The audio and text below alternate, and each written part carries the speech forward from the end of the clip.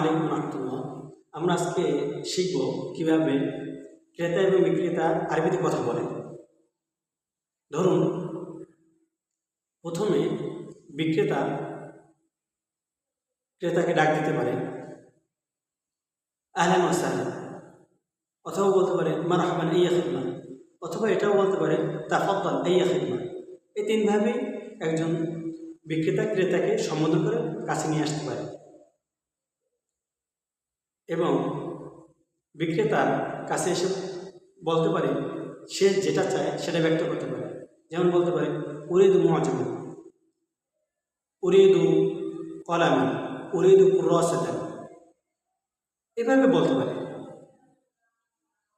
এখন বাই আবার জানতে চাচ্ছে আসলে সে কোন ধরনের কলম চাচ্ছে, কোন ধরনের মুআজাম চাচ্ছে, কোন ধরনের কিতাব চাচ্ছে। তখন এভাবে প্রশ্ন করতে পারে বাই আইয়া মুআজামিন তুরিদ, আইয়া কিতাবিন তুরিদ, আইয়া কলামিন তুরিদ, কোন ধরনের কোন ক্যাটাগরি কলম চাও।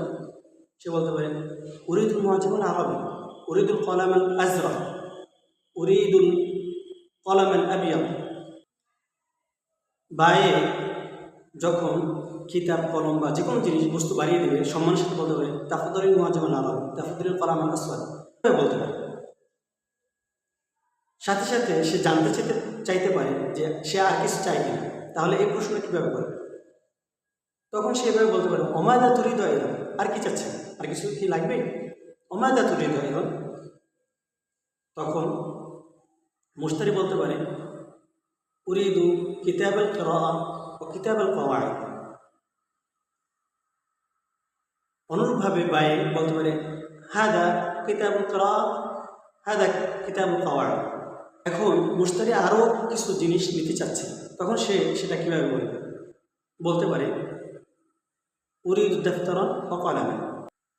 তখন বায়ে দাফতার অথবা কলম এগুলো এগিয়ে দিয়ে বলতে পারে তাফাদ্দালিল কলাম ও দাফতার, হাল তুরিদু শাইআন আখার, আর কিছু চাচ্ছেন, আর কিছু কি লাগবে?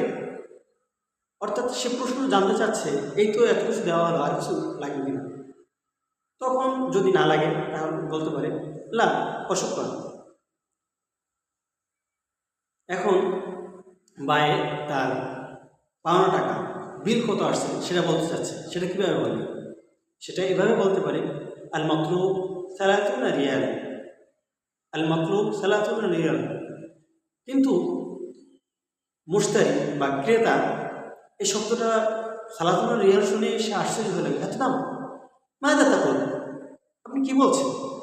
সালাতুনা রিয়াল, 30 দিরহাম, রিয়াল 30 রিয়াল। ভাই না, সালাতুনা রিয়াল, তাফাদ্দাল হাদিহি সালাতুনা রিয়াল। আমরা এভাবে দৈনন্দিন জীবনে আরবি কথোপকথন চালিয়ে নিতে পারি ইনশাআল্লাহ। মাস সালামা।